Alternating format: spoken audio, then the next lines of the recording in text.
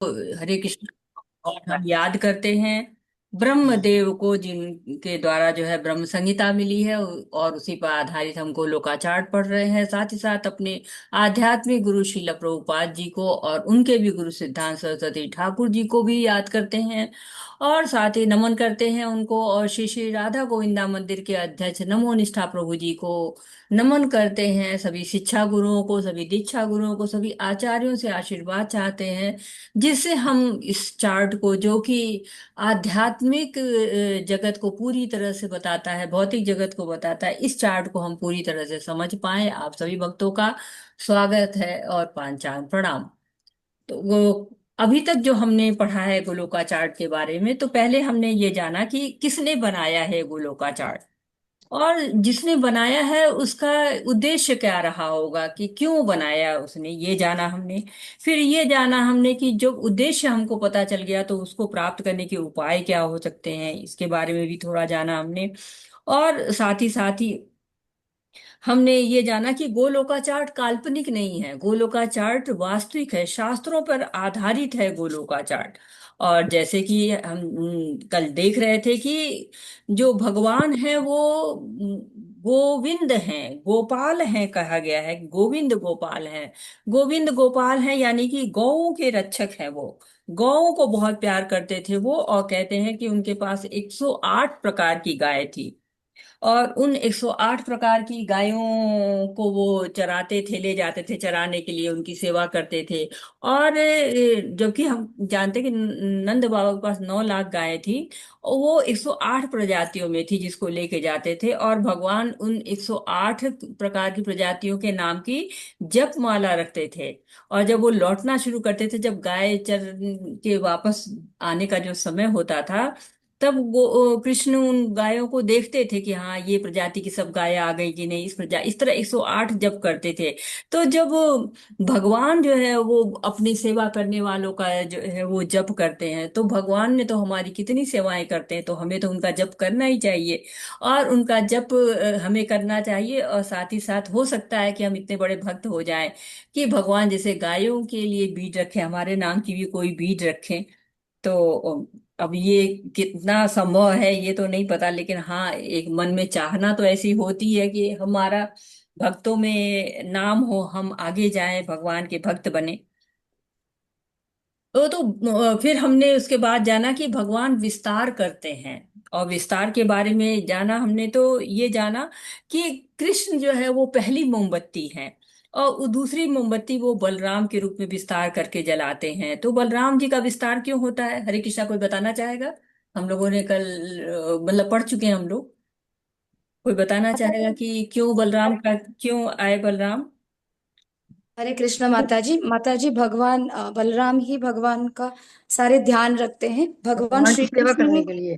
सेवा करने के लिए कि वही विस्तार बनाते हैं, और बलराम जी सारे रस बनाते हैं भगवान की, और सारे चीज का ध्यान रखते हैं, छोटे छोटे चीज का भी ध्यान रखते हैं।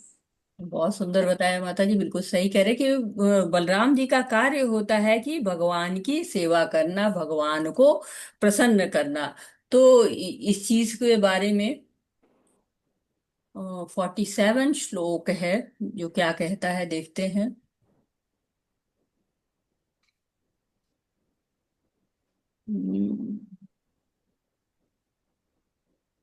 46 है। कोई पढ़ेगा इसको? माता जी पढ़ने को दीजिएगा। जी माता जी। सुमन दुर्गापाल माता जी। हरे कृष्ण।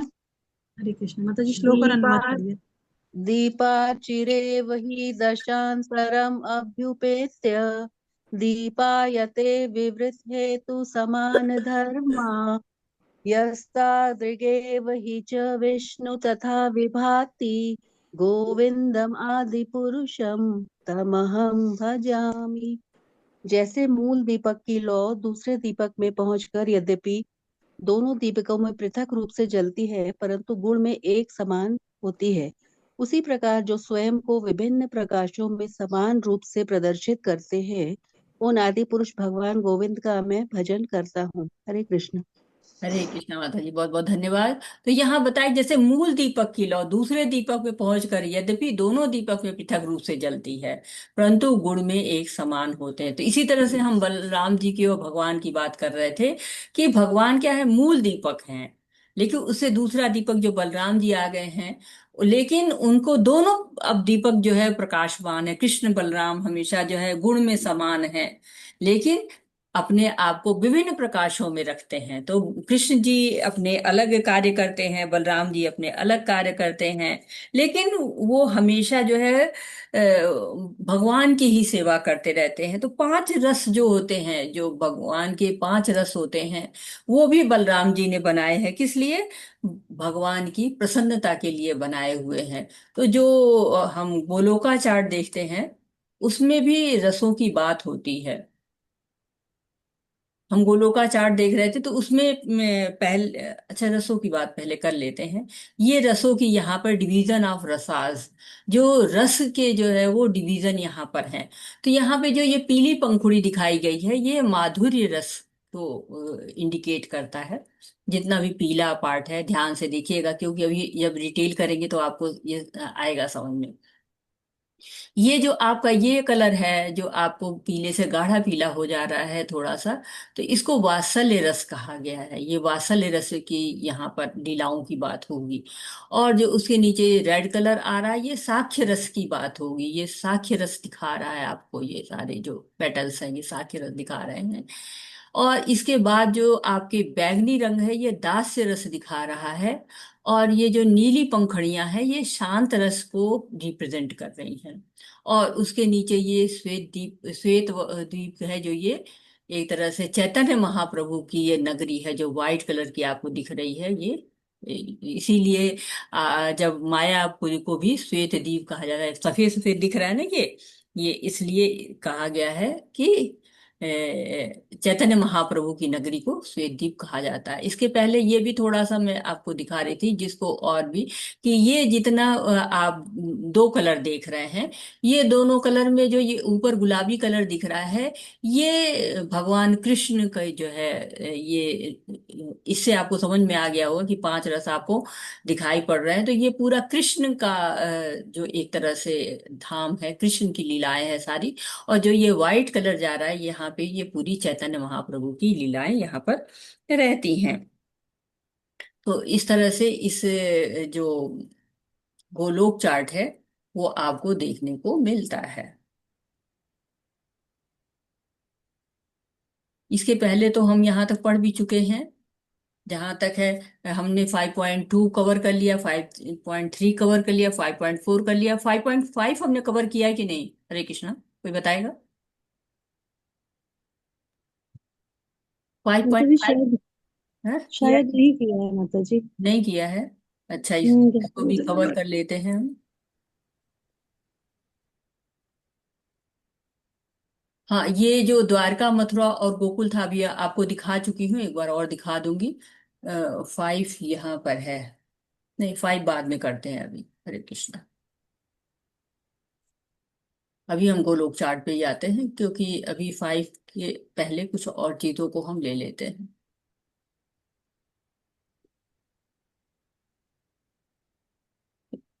फिर हम लोगों ने शक्तियों की बात की थी, और विस्तारों की सारी बातें हमारी हो गई थी कि विस्तार कैसे कैसे होते हैं, इसके बारे में बात हो गई थी। फिर हम आ गए थे इस गोलोक चार्ट के ऊपर आ गए थे।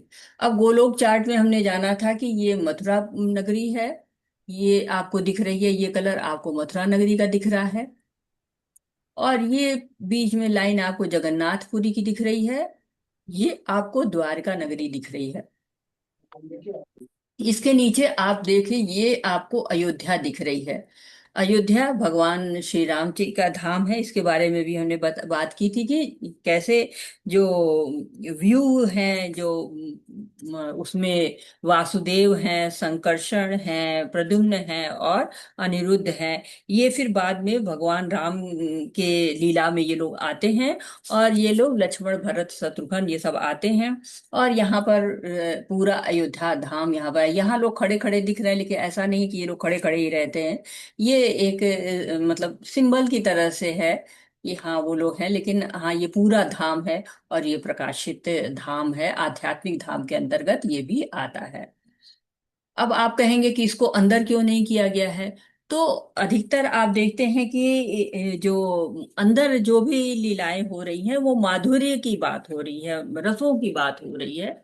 और जो आप अयोध्या धाम है, अयोध्या धाम में कौन सा रस मुख्य है, कोई बताएगा?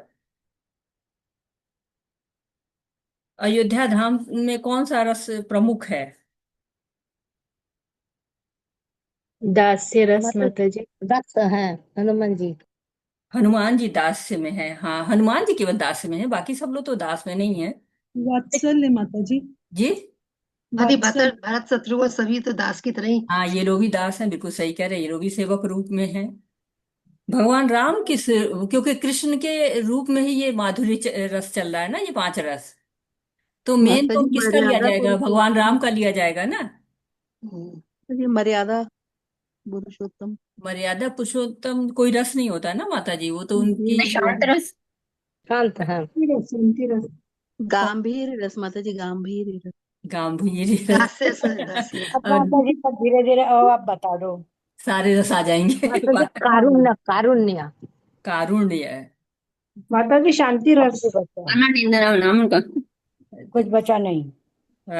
अत्रई माता जी ने कुछ कुछ पकड़ा हुआ है कि ये एक तरह से जो भगवान राम थे ये विरह प्रेम में थे ज्यादातर, आप देखिएगा विरह उनके साथ रहा, लविंग सेपरेशन कहा गया है उनके, जो रस है उसको लविंग सेपरेशन कहा गया है। क्योंकि पूरी रामलीला में देखिए कि भगवान जैसे पैदा होते हैं वैसे विश्वामित्र जी आ जाते हैं और उनको लेके चले जाते हैं। हाँ। तो उनका सेपरेशन हो गया ना, लव भी है सेपरेशन भी है ना, लविंग सेपरेशन है। फिर जैसे वो वहां से आते हैं वापस आते हैं, वैसे कैकेयी जी वर मांग लेती हैं और फिर वो चल देते हैं, फिर उनका परिवार से सेपरेशन हो जाता है, जो अपने प्यारों से सेपरेशन हो जाता है। फिर सीता हरण हो जाता है, फिर सेपरेशन हो जाता है। अगर उसके आगे की कहानी भी कहें तो सेपरेशन ही सेपरेशन है पूरी भगवान की जो है, जो अ, अयोध्या में पूरा टाइम लविंग सेपरेशन का ही माहौल रहा है। तो कृष्ण तो पूर्ण पुरुषोत्तम है, सारे रसों का आनंद लिया उन्होंने, लेकिन भगवान जो है वो विरह प्रेम में ही ज्यादा रहे हैं, ऐसा कहते हैं। तो ये हमने जाना, और आगे बढ़ते हैं हम धीरे धीरे। माता जी पे कौन सा रस हुआ? विरह रस कहेंगे ग्रह रस। अच्छा। विरह रस कहेंगे। तो हम लोगों ने गोलोक का भेद तो जान लिया कि गोलोक में किस तरह के जो है तीन बताए गए थे, तीन धाम बताए गए थे, लेकिन जो सनातन गोस्वामी हैं उन्होंने इसको पांच धाम बताया, और भक्ति विनोद ठाकुर ने पांच धाम बताया है, नवद्वीप को और जगन्नाथपुरी को इसमें जोड़ दिया है। पहले मथुरा द्वारका और ये गोलोक वृंदावन ही था, लेकिन उसमें जोड़ दिया है। अब कोई बताएगा, आप लोग भी काफी पढ़ते हैं कि वृंदावन, कितने वृंदावन हैं, कितने तरह के या कितने वृंदावन हैं? दो। एक तो गुप्त है, गुप्त वृंदावन तो दो पता है। माता जी। दो हैं। और कोई बताएगा, आप लोग भी काफी सुनते हैं पढ़ते हैं। दो ही है माता जी, गोलोक तीन है वृंदावन माता जी। गोकुल। तीन है, कौन से प्रभु जी बढ़ाए आपने, तीसरा कौन है? आदि वृंदावन। कौन? क्या? आदि। आदि हमने पढ़ा है वृंदावन, माता जी, अच्छा हाँ अच्छा। आदि वृंदावन। आदि वृंदावन तो गोलोक वृंदावन ही हो जाएगा ना प्रभु जी। नहीं, काम वन को बोलते हैं आदि वृंदावन। अच्छा काम मन को, अच्छा अच्छा, ओके ओके। गौरांग प्रभु जी बोलते हैं पांच वृंदावन को, और जी। कुछ और आचार्य हैं उन लोगों ने भी पांच वृंदावन बोला हुआ है। तो कैसे, जो रूप गोस्वामी जी ने जो लिखा हुआ है 64 प्रकार की सेवा, उसमें पांच प्रकार की सेवा को विशेष स्थान दिया हुआ है ना, हरि नाम संकीर्तन को, और शास्त्र पढ़ने को, विग्रह सेवा को, और साधु संगा को, और मथुरा निवास जो कहा है उसको भी बहुत लोग पांच तरह के वृंदावन में उसको बांट देते हैं। कुछ आचार्य लोगों ने कहा है कि अ, गोलोक वृंदावन होता है जिसको आप हरि नाम की तरह से ले सकते हैं, क्योंकि हरि नाम यहाँ पर जो है गोलोक वृंदावन तक पहुंचता है। अब देखिए हरि नाम की मैं आपको महिमा दिखाती हूँ। थोड़ा बड़ा और कर रहे हैं, देखें आप लोग को नजर आता है।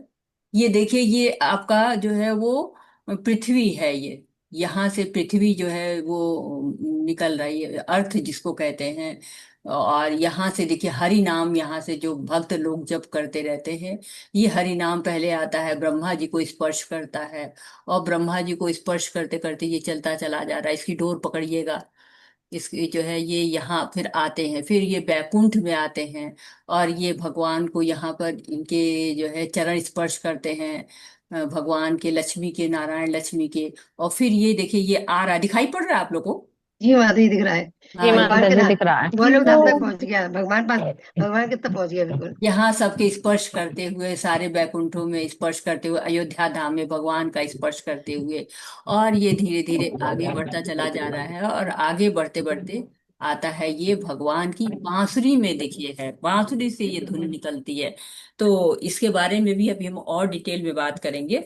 अभी हरि नाम पे ही रुक रहे हैं, क्योंकि ये हरि नाम का बारे में बात करके, लेकिन ये भगवान की वेणु वादन पे भी बात करेंगे। तो एक ये जो इसको गोलोक वृंदावन जो है कहा जाता है। और फिर गोकुल वृंदावन है, आप सभी लोग जानते हैं, जो धौम वृंदावन कहा जाता है। पृथ्वी पर जो पूरा वो पूरा एरिया है, उसको गोकुल वृंदावन कहते हैं। फिर एक वृंदावन कहते हैं कि दृष्टमान वृंदावन, जैसे जिसको प्रभु जी जैसे कह रहे हैं कि जहां जहां भगवान ने लीलाएं की हुई हैं, और वहां लोग जाते हैं और उसको, भगवान को दर्शन करते हैं।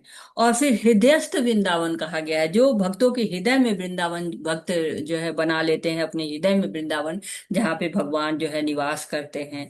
एक तरह से इसको साधु संगम से भी रिलेट किया जाता है। और दूसरा स्थापित एवं गुप्त वृंदावन कहा जाता है, जो विग्रह में है, विग्रह में भगवान गुप्त रूप से स्थापित किए जाते हैं। तो विग्रह सेवा को भी एक तरह से जो वृंदावन की सेवा कही जाती है। तो इस तरह से कुछ लोगों ने इसको दिया हुआ है, आचार्यों ने पढ़ के नाम दिया हुआ है। गुप्त वृंदावन। हाँ, स्थापित एवं गुप्त वृंदावन, स्थापित भी है ना, भगवान स्थापित हो हाँ। जाते हैं उसमें। तो इस तरह से आचार्यों ने इसको किया हुआ है। अब हम जब बात कर रहे थे, कल भी बात कर रहे थे, तो हमने और हम लोग जब पढ़ते हैं भगवत गीता, भागवतम पढ़ते हैं, तो ये कहते हैं कि जो ये आध्यात्मिक धाम है वो त्रिपाद विभूति है। और जो हमारा भौतिक जगत है वो एक पाद विभूति है। सुना है ना आप लोगों ने? मैं भी बोलती हूँ इस चीज को, कभी कभी आप लोगों ने सुना होगा। हरे जी कृष्णा। आपसे या सुना है माता समझाएं जी। इसको फिर, क्या है? माता जी आपसे सुना है, ये वर्ड्स तो सुने मतलब ये आपसे। थोड़ा समझाइए ना एक बार। थोड़ा समझ। समझाइए माता जी, मुझे तो कुछ भी पता। अच्छा अच्छा। तो कहते हैं कि अगर जैसे आप पूरा आध्यात्मिक जगत को और भौतिक जगत को चार हिस्सों में अगर बांट देते हैं, तो ये आप देख रहे हैं आध्यात्मिक जगत को कि यहाँ से चल रहा है, और यहाँ से चलते चलते चलते यह पूरा आध्यात्मिक जगत जा रहा है, और यहाँ तक आता है आध्यात्मिक जगत रहता है ये। तो ये कितना बड़ा है। और ये जो हमारा जो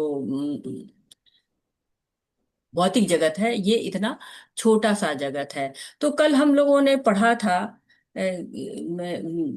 किस श्लोक में मुझे याद नहीं है, हम लोगों ने पढ़ा हुआ था कि महेश धाम है, देवी धाम है, और गोलोक धाम है, और बैकुंठ धाम है। पढ़ा था हम लोगों ने कल?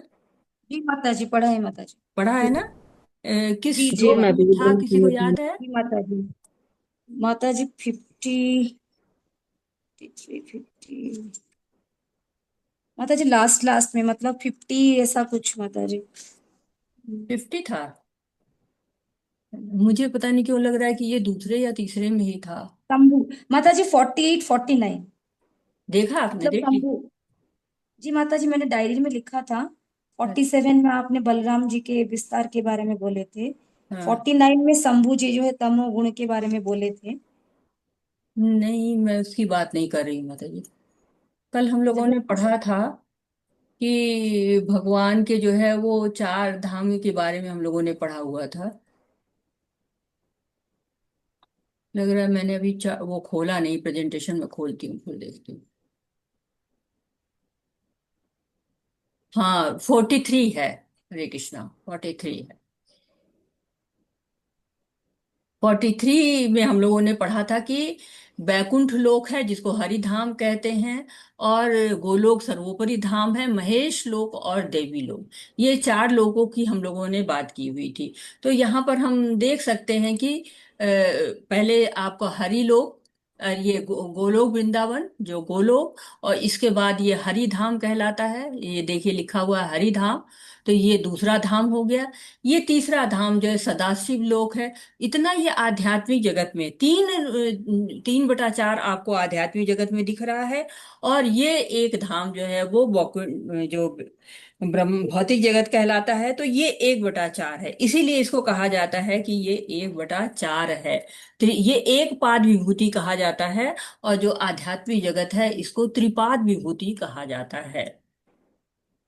हरे कृष्ण, क्लियर हो गया? जी माता जी। किसी को कोई डाउट तो नहीं है ना? तो कहते कि ब्रह्मांड जो भौतिक जगत है जो हमको इतना बड़ा लगता है, ये इतना, यहाँ पर देखिए कितने सारे जो है ब्रह्मांड निकल रहे हैं।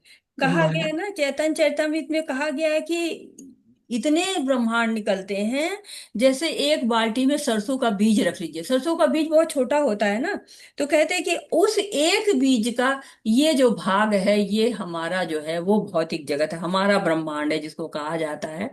और हम जो 15 चैप्टर में हम उल्टा प्रतिबिंब कहते हैं, तो ये एक तरह से इसी धाम के बारे में कहते हैं कि ये उल्टा प्रतिबिंब है। और इसकी रक्षा कौन है? माया देवी करती रहती है। माया देवी, अगर आप इस ब्रह्मांड से बाहर निकलना चाहो ना, तो ये एकदम माया देवी खड़ी हुई हैं और ये यहीं पे रोक देंगी। इनकी परमिशन बहुत जरूरी है, बड़ा पहरा रहता है उनका। तो भौतिक जगत और आध्यात्मिक जगत की एकदम पहरेदार की तरह से रहती हैं ये, कि अब इसके आगे जाएंगे तो और पहरेदार मिलेंगे, लेकिन ये यहीं पर रोक लेंगी जब तक इनकी परमिशन नहीं मिलेगी। तब तक देखिए ये भद्र सुभद्र सब यहाँ पहरेदारी कर रहे हैं। लेकिन जब इनसे निकल पाएंगे, माया देवी से छूटेंगे, तब तो बाहर जाएंगे ना। तो माया देवी कब छोड़ती हैं? जब हम भगवान का नाम लेते हैं। जब भगवान का नाम नहीं लेते हैं तो वो छोड़ती नहीं है। तो आगे बड़े सारे पहरेदार अभी आपको मिलेंगे, जिनके बारे में हम लोग जय विजय और ये सब लिखा हुआ है ना, काफी नाम जो है आपको मिलेंगे जो कि पहरेदारी करते हुए दिखेंगे आपको। अब आते हैं हम कि भगवान का जो है वो हाईएस्ट लव माधुर्य रस कहा जाता है। माधुर्य रस में हम भगवान से जुड़ सकते हैं नित्य लीला में। और जब हम भगवान से सबसे टॉप मोस्ट तरीके से जब हम प्यार करेंगे, तो इसीलिए हम शुरू भी करते हैं यहीं से, गोलोक वृंदावन को दिखाने। बड़ा सा कमल है ये। और हम लोगों ने कल बात की थी कि ये अनगिनत पंखुड़ियों से बना हुआ है। हम लोगों ने ब्रह्म संहिता का श्लोक भी लिखा था, सहस्त्र सहस्त्र लिखा था, लेकिन अनगिनत है मतलब। और बीच में भगवान आपको दिख रहे हैं, श्री कृष्ण दिख रहे हैं, और साथ में आपको राधा रानी दिख रही हैं। अब ये दोनों लोग खड़े हैं, तो क्या ये गोलोक में ये लोग खड़े रहते हैं? नहीं, खड़े नहीं रहते हैं। शास्त्रों में आप पढ़िए तो लिखा रहता है कि राधा रानी और जो अम, कृष्ण हैं, ये खड़े नहीं रहते हैं, ये बैठे रहते हैं। कैसे बैठे रहते हैं? सिंहासन पर बैठे रहते हैं। ऐसे वैसे नहीं, साधारण से नहीं, सिंहासन पर पूरा बैठे रहते हैं। लेकिन यहाँ पर क्यों खड़ा कर दिया? खड़ा तो नहीं करना चाहिए ना। लेकिन यहाँ पे खड़ा रखने का कारण ये है कि मिला ही नहीं कोई चित्र। जो भक्तों लोगों ने चित्र बनाया हुआ है, उसमें ऐसा कोई भी चित्र नहीं मिलता है जो कि जिसमें कृष्ण और राधा रानी बैठे हुए दिखें। इसलिए जो चित्र है उसी को लगा दिया गया है, क्योंकि है ही नहीं है तो क्या करें फिर लगाना ही पड़ा। और हम मैं आपको शास्त्र में दिखाऊंगी बाद में, बार बार चूंकि हटाने में लाने में समय लगता है, इसलिए मैं नहीं लिखी। ये पूरा लिखा हुआ कि वो बैठे रहते हैं लोग, खड़े नहीं रहते हैं। तो यहाँ पे ये ऊपर से आपको क्या दिख रहा है कि षटकोण आपको दिखाई दे रहा है, कि षटकोण है, षटकोण सा दिखाई दे रहा है। वो मेरे यहाँ लाइट चली गई अभी, तब तक पूरा यस माता जी दिख रहा है। दिख रहा है माता जी, दिख दिख रहा है। रहा है। मुझे नहीं दिख रहा है ना, मैं आपको दिख रहा होगा। मेरे को दिखना थोड़ा बंद हो गया है। इस चलिए। षटकोण की दीवारों पे भी कुछ लिखा है माता जी, बाल्स पे जी। हाँ हाँ, अभी मैं सब बताती हूँ। थोड़ा सा जरा सा वो जब तक लाइट वो लोग ऑन कर दें तब तक मैं दिखाती हूँ आपको।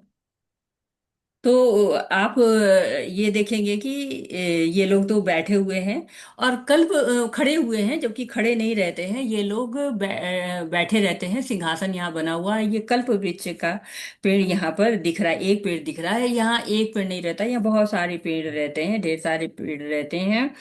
और वैसे तो आप जब ऐश्वर्य में तो लक्ष्मी नारायण जी रहते हैं, उनका सिंहासन भी अच्छा, बहुत अच्छा है। लेकिन उससे भी ज्यादा सुंदर कहते हैं कि भगवान का सिंहासन या कृष्ण जी का सिंहासन होता है।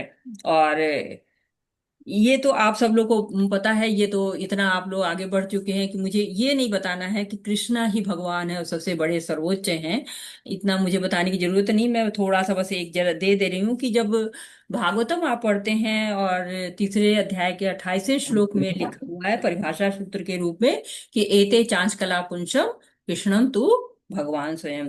तो कृष्ण ही भगवान है। और कई जगह जो है वो चैतन्य मन मंजूषा में लिखा गया आराध्य भगवान ब्रजेशा तन्मय धाम वृंदावन। तो कई जगह प्रमाण भाषा से। दिए हैं जिसके द्वारा हम जान सकते हैं कि भगवान ही, कृष्ण जो है वही भगवान है। बाकी जितने लोग हैं सब उसके अंदर जो है वो रहते हैं। तो माता जी, ये लाइन फिर से बोलिए, वो आपकी आवाज कट कट के आ रही है।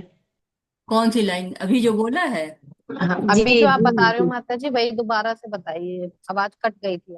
अच्छा अच्छा। माता जी जो एते चांग सा काला मुंह से बोला ना, वही बोलने के लिए बोल रहे थे। तो वो तो आप लोग जानते हैं, लेकिन फिर भी मैं अगर इसको बताना हो तो फिर बहुत लंबा बताती मैं, लेकिन मैं अभी थोड़े से में ही आपको बता दे रहे हैं कि एते चांच कला पुंसम कृष्णम तो भगवान। भगवान संयम। तो भगवान कौन है? केवल कृष्ण ही भगवान है।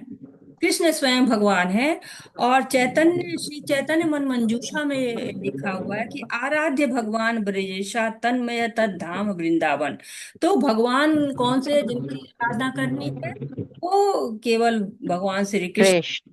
और उनका जो धाम क्या है? वृंदावन धाम है। वृंद- और भागवतम अमल पुराण है जिसमें पूरी तरह से ये वर्णन किया हुआ है। तो अब कमल तक तो हम लोग पहुंच गए हैं, कमल के अंदर तक हम लोग पहुंच गए हैं। और ये भी हो गया कि हाँ इतना इसका जो है वो बड़ा है। अब ये देखिए कि अगर ये अनुपात में बड़ा है, काफी बड़ा है, आध्यात्मिक धाम 3/4 हिस्सा है, तो जीवों की संख्या भी यहाँ ज्यादा है। इसका मतलब कि जीवों की संख्या ज्यादा है, इसका मतलब कि भक्त ज्यादा हैं। हम जब देखते हैं इस जगत में सोचते हैं कि अभक्ति अभक्त भरे पड़े हैं, कलयुग है, इतनी आबादी हो गई है। लेकिन बताते हैं कि जो भक्त हैं वो 90% है, और जो अभक्त हैं वो लोग केवल 10% ही हैं। तो ये बहुत बड़ी बात है समझने की कि हम ही लोग इतने, मतलब क्या बताया जाए कि हम लोग अभक्त हैं जो यहाँ पर बैठे हुए हैं, और सारे भक्त 90% जाके ऊपर बैठे हुए हैं। तो हम लोगों ने ब्रह्मा इसके धाम के बारे में देखा था कि कमल है। और ये एक स्पेशल बात है कि ये कमल गोल्डन है। ये बीच में जहां भगवान बैठे हुए हैं एकदम गोल्डन है। रत्न सिंहासन होना चाहिए लेकिन कल्प वृक्ष है। और ब्रज की गोपियां चारों ओर यहाँ पर हैं, चारों ओर जो है ब्रज की गोपियां हैं, मंजरी हैं, भक्त हैं, वो सब भगवान की पूजा करते हैं। माया देवी भी उनकी पूजा करती हैं लेकिन थोड़ा बाहर से करती हैं। और ब्रह्मा जी कहते हैं कि उनके जो वेणु है उससे ध्वनि निकल रही है। तो हम श्लोक भी देखते हैं कहाँ पर इसका वर्णन आया हुआ है। माता जी, ये भगवान के दोनों तरफ में जो देवी देवता हैं या भक्त हैं, ये चैतन्य महाप्रभु दिख रहे हैं, हाँ, ऐसा है क्या माता जी? आप सही कह रहे हैं कि वो चैतन्य महाप्रभु ही है। मैं आपको धीरे धीरे ला रही हूँ पूरी, मतलब नहीं ला रहे, लेकिन अब आपने बोल दिया तो मैं बता देती हूँ। पांचों पार्षद से दिख रहे हैं ना। हाँ, ये आप जो है श्री कृष्ण बीच में दिख रहे हैं। यहाँ पर ये श्री कृष्ण की लीलाएं हो रही हैं, और यहाँ पर चैतन्य महाप्रभु की लीलाएं हो रही हैं। लेकिन इसका भी डिटेल करेंगे आगे, अभी करते हैं डिटेल। अभी जो है धीरे धीरे चलते हैं आगे। तो हम 5.26 पे आते हैं, देखते हैं 5.26 को कि क्या कह रहे हैं।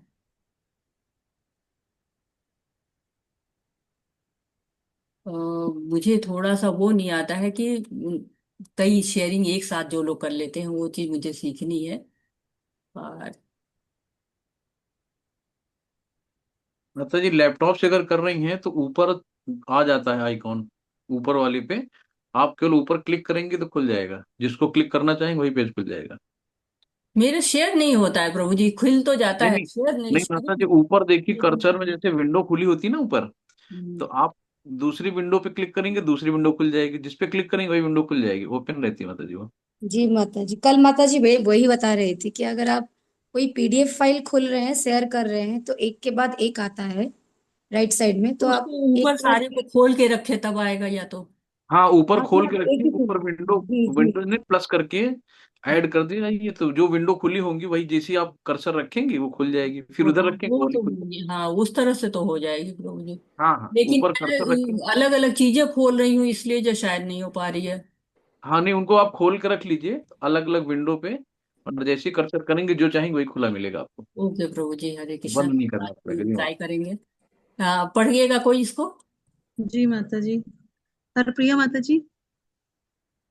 हरे कृष्णा माता जी। हरे कृष्णा। 26 पढ़िए माता जी। जी माता जी। माता जी ऊपर थोड़ा कट रहा है।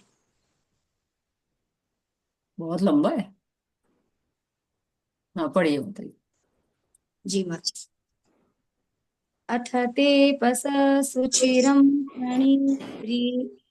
प्रीणन गोविन्दमव्ययम् श्वेतदीपपतिं कृष्णं गोलकस्थं परात्परम् प्रकृत्य गुणरूपिण्य पर्युपासितम् सहस्रदलसम्पर्णे ब्रीहि ब्रीहि कोटिकिञ्जलकबृहि बृहिते भूमिश्चिन्तामणिस्तत्र कर्णिकारे महासने समासीनं चिदानन्दं ज्योतिरूपं सनातनम् शब्दब्रह्ममयं वेणुं वादयन्तं मुखाम्बुजे विलासिनी गणभृतं स्वे स्वेरंगसैरविष्टुतम्। हरे कृष्ण माता जी। हाँ पढ़िए माता जी, अनुवाद। हरे कृष्णा।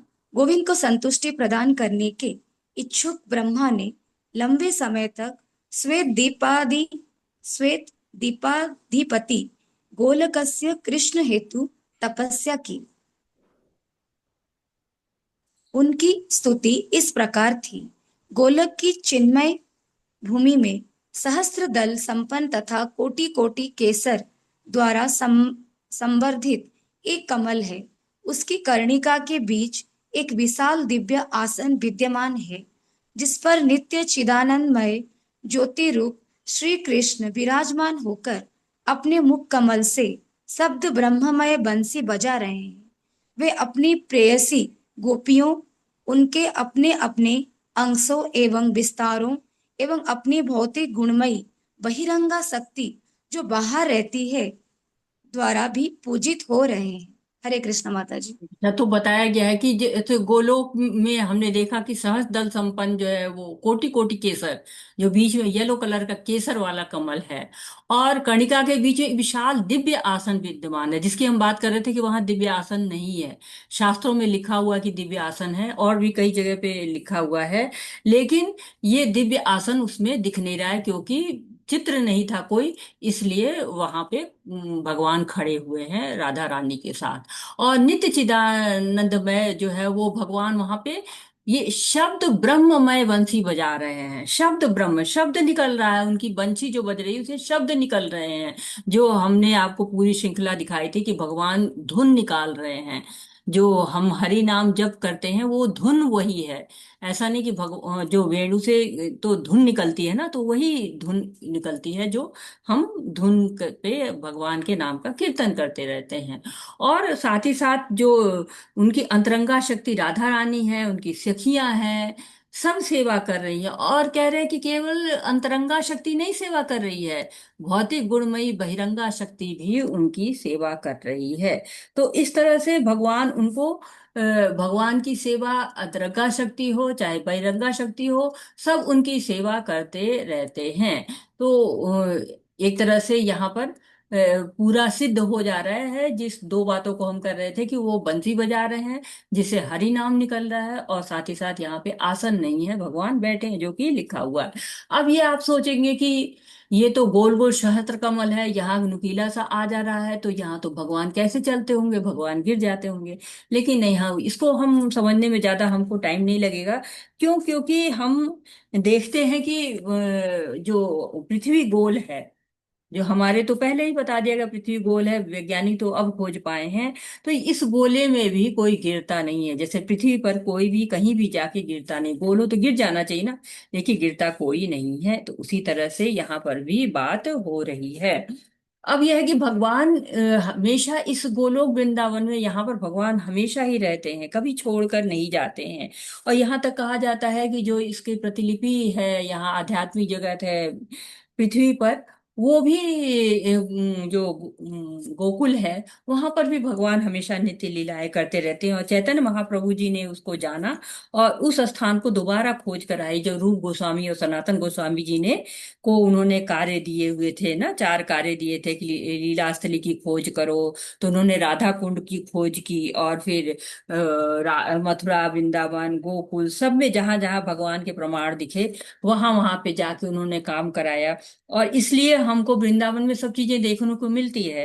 अगर आप देखिए, हस्तिनापुर में इतना बड़ा युद्ध हुआ है, कुरुक्षेत्र है, हस्तिनापुर है, लेकिन वहां पर आपको इस तरह का नहीं प्रमाण मिलेंगे, क्योंकि भगवान ने वहां पर भी तो विश्राम किया है, बहुत सी लीलाएं की हैं।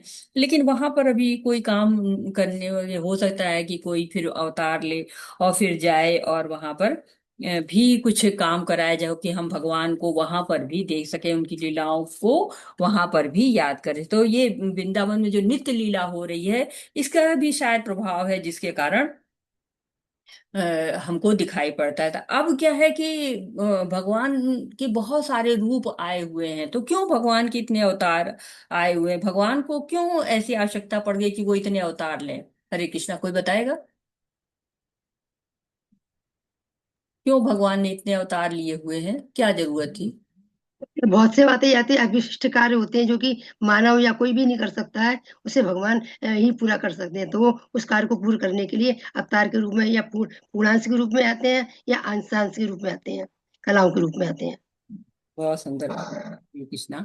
और कोई कुछ कहना चाहता है? माता जी, बहुत सारे भक्त माता जी वृंदावन लीला देखने के लिए उत्सुक रहता है ना, तो उन लोगों को, भक्तों को प्रसन्न करने के लिए शायद। बहुत बहुत अच्छा कहा माता जी। हरे कृष्णा, अब आगे हरे बढ़ते हैं। कृष्ण माता जी। माता जी, जैसे कि बताया गया है कि नरसिंह का अवतार लिए, क्योंकि प्रहलाद को अल्लाह देने के लिए, तो भक्त को अल्लाह देने के लिए भगवान आते हैं, उनका पहला ये रहता है। बहुत सुंदर माता जी। कोई इसको पढ़ेगा माता जी? दीजिए पढ़ने के लिए। जी माता जी। माता जी, रश्मि गुप्ता माता जी। हाँ जी माता जी, हरे कृष्णा। हरे ये कृष्णा। स्क्रीन में है ही नहीं है माता जी अभी। पढ़िए माता जी। माता जी, स्क्रीन पे कुछ दिख तो नहीं रहा? हाँ स्क्रीन पर जी, कुछ स्क्रीन है नहीं शेयर नहीं माता मैं कर कह जी, रही रही फिर क्या स्क्रीन पढ़े? स्क्रीन दिख रही माता जी, अच्छा अच्छा, स्क्रीन पे कुछ नहीं दिख रहा। दिखाते हैं। स्क्रीन स्टूडेंट शेयर नहीं कर रही। दिखा? नहीं, हाँ, अब आया माता जी। पढ़िए रश्मि गुप्ता माता जी। त्वं भक्ति योग परिभावित हस्त सरोज, अस्ते श्रुति छिते पथो ननु नाथ कुशान, यद्यत उर्गाय विभावयन्ति तद्वैपहा प्रणयशे ग्रह सुग्रहाय। हरे कृष्ण माता जी। पढ़िए। अनुवाद। हे मेरे प्रभु, आपको भक्त आपको अपने कानों के माध्यम से देख सकते हैं और इस प्रकार उनके हृदय शुद्ध हो जाते हैं और आप वहां अपना आसन ग्रहण करते हैं। आप अपने भक्तों पर इतने दयालु हैं कि आप स्वयं को उस विशेष शाश्वत दिव्य रूप में प्रकट करते हैं जिसमें वे हमेशा आपका चिंतन करते हैं।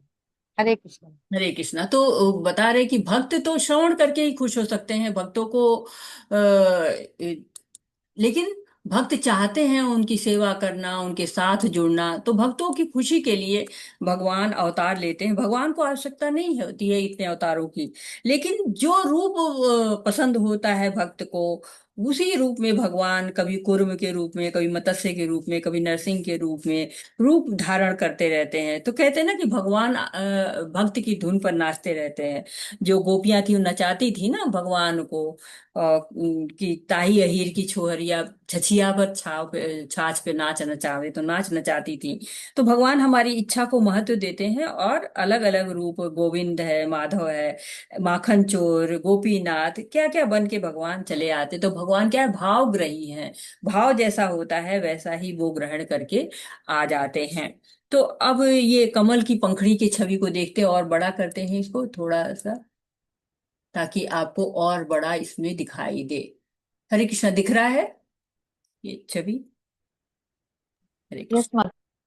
यस माता जी। तो यहाँ जी पे आप माता देख जी। रहे हैं कि एक स्टार जैसा बना हुआ है ना, षटकोण है ना, स्टार जो हम लोग हाँ बोलते जी माता जी। हैं, जिसको कई लोग डेविल स्टार भी बोलते हैं। आजकल के जो बच्चे नए नए होते हैं ना, वो उसको डेविल स्टार बोलते हैं। हाँ, वो हम लोग तो ये सब लैंग्वेज नहीं जानते हैं। हमको तो सबसे पहले हमने जब इसको देखा था तो मुझे इजराइल का झंडा याद आ रहा था कि इजराइल का ऐसे ही झंडा होता है। लेकिन ये इजराइल का झंडा नहीं है। सबसे बड़ी बात है कि ये क्या है, एक ऑस्पिशियस, बिल्कुल आपको कहेंगे कि पवित्र चिन्ह है। जैसे हम स्वास्तिक को जानते हैं, स्वास्तिक हमको बहुत समझ में आता है, क्योंकि हमने उसको बनाते हैं, हम अपनी पूजा करते हैं तो स्वास्तिक चिन्ह बनाते हैं। तो ये भी आप लोगों ने देखा होगा, कभी दिवाली पे आप बाजारों में जाते होंगे तो वहां पर भी आपको ये कुछ यंत्र टाइप का दिखता है। करवा चौथ में जो है यंत्र टाइप का दिखता है। तो ये षटकोण है। ऑस्पिशियस चिन्ह इसको कहा जाता है, पवित्र चिन्ह कहा जाता है, लक्ष्मी यंत्र की तरह। और इस पे क्या करते हैं, इस पे बहुत से लोग जिनको पता होता है वो लोग मंत्र का जाप करके और इसको जागृत करते हैं, जागृत करते हैं। और इसको आवाज आप, चली गई। हरे कृष्णा, मायापुर में अगर आप गए हैं जो लोग, तो उन लोगों ने देखा होगा कि चरण कमल पे ये ताम्र पत्र रखा है चरण कमल के पास में, और उसमें भी ऐसा ही षटकोण जैसा दिखता है। तो ये आध्यात्मिक चिन्ह है, बहुत ही मंगलकारी होता है। गोलोक में